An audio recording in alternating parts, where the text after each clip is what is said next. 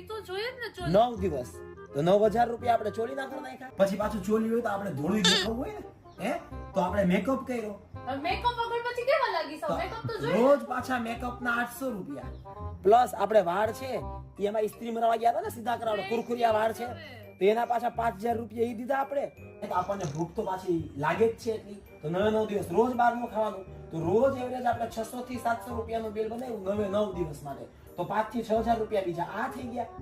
તો જો આ બધાનો ખર્ચો 35000 છે. તો નવરાત્રીમાં આપણે આટલો ખર્ચો કરી નાખ્યો 35000 નો. પણ એમ નહીં તો ગોવાના પેકેજ નાથી 4-5 હજાર તો બચ્યા ને, તો આપણે ખાલી દીવ જઈ આવીએ.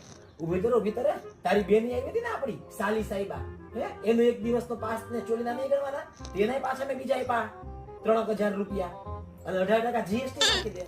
ખોબો લાવો ખોબો. શું વાપસ? આ 50 રૂપિયા છે, બાકીના બચ્યા નહીં.